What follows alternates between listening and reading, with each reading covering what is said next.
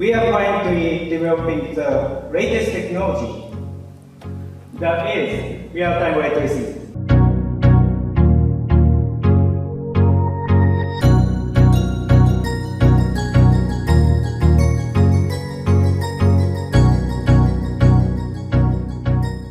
Welcome back to my channel, guys.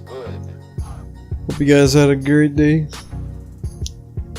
Now, during SIGGRAPH 2018, Sony was showing off Gran Turismo, and what do you know? It has ray tracing. Now, Nvidia has the RTX 20 series, and they also have ray tracing, but those require physical tensor cores and RT cores to be utilized. Now, AMD doesn't have any RT cores in their GPUs, and it looks like Navi won't either.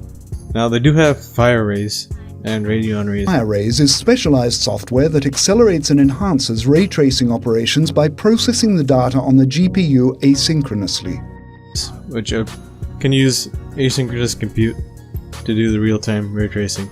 It's either that could be on a PS5, and it could be using Nvidia's RTX cards, or it could just be using Navi after all, because all the rumors say it's using Navi, so it makes sense that AMD is pushing towards real-time ray tracing. Now, it's going to be interesting because since it's not hardware accelerated, it'll be interesting to see how much of a performance or how good the ray tracing will look on the AMD cards.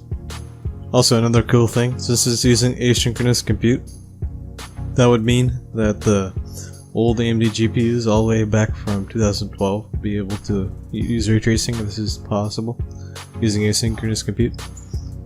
Back to the 7000 series. Also, it makes sense for Sony to do this because it's based on Vulkan. The Vulkan has accepted it. The Kronos group, which made Vulkan, that group, they accepted the AMD's Radeon Rays because they're both open standards, and it makes sense that Sony would go ahead with this because Microsoft has created DirectX or DXR for DirectX ray tracing for Nvidia's RTX cards. So it looks like there's going to be competition between Nvidia and Microsoft versus AMD and the Kronos group.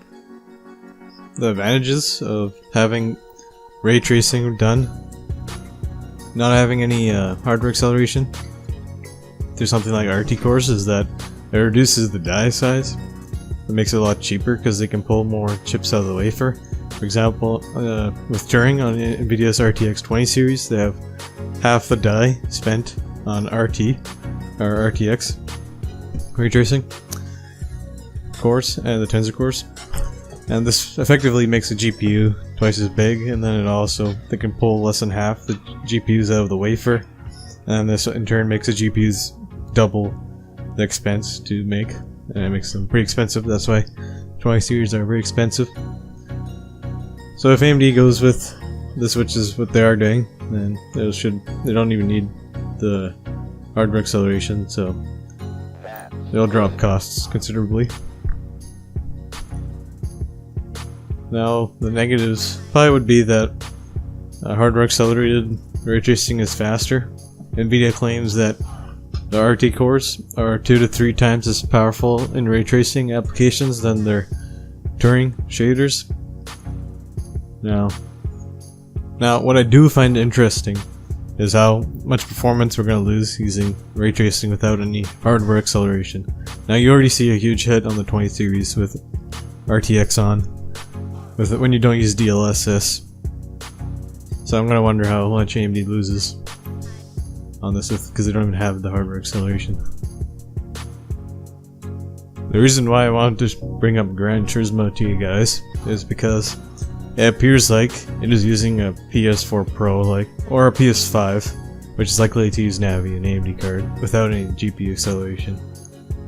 Or not GPU acceleration, I mean ray tracing acceleration using RT cores. Ray tracing just using asynchronous compute. Now, if that's the case, it's going to be using most likely Radeon Rays, definitely, probably Radeon Rays. And that's a big deal because it's the first game using Radeon Rays. So it shows that there will be games coming out with Radeon race, and AMD will get titles with ray tracing.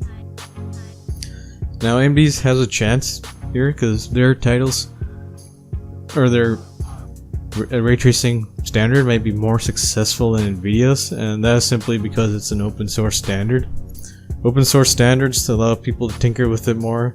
It's usually easier to implement, and it also runs on any hardware, or most hardware I should say.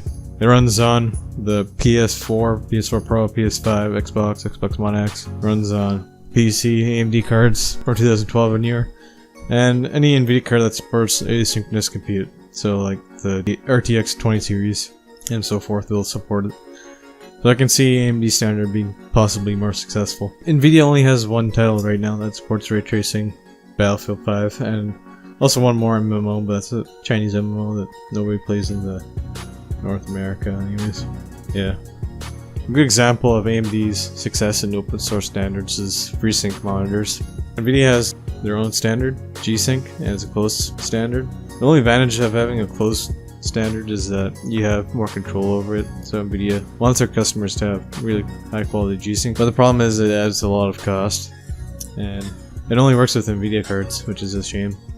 Whereas AMD's FreeSync is a lot cheaper, and it runs on any card as long as it's enabled on a driver level. So it runs on AMD cards, it runs on Intel cards, and it's gonna soon support Nvidia cards soon too. There's at CES yesterday, Nvidia announced that any GPU would support FreeSync on certain models. They called it async there, but it basically is FreeSync. The amount of G-Sync monitors out there isn't that many, it's under 50, and it's over 500 FreeSync monitors out in the wild, so that's to show how successful open source standards can be. Nvidia also showed us the RTX 2060 is a $350 card, or a $460 Canadian dollar card. It performs in between a GTX 1070 and 1070 Ti. The review's already out, which is pretty fast since the reviews came out basically the same day, the day after the announcement. And Jensen did say that it was fast as a 1070 Ti, but since it's between the 1070 and 1070 Ti, I'm willing to bet it'll hit a 1070 Ti in performance after some driver updates and optimization. If I were you, I'd hold off just in case though, just one day, because tomorrow is AMD's CES, and at CES they'll be showing all sorts of stuff. They will definitely be showing their new CPUs, which are expected to go up all the way to 16 cores on the AM4 platform, and have up to 5 GHz, and they're actually quite cheap too. There's a small chance that they'll show Navi. Door TV claims that Navi will be announced at CES, so we'll have to wait and see. But it's only a day, so it's not like we're waiting that long. Now, for the people that don't know, CES is where companies like AMD, Nvidia can showcase their new products for the year. Other companies that aren't in CPUs and semiconductor whole business, they can also do it, like Samsung for TVs and phones and laptops, all sorts of stuff. Now it's a high chance that the CPU is going to be there, and there's a pretty good chance that the GPU is going to be there, so I recommend you guys wait one day to see what they're like.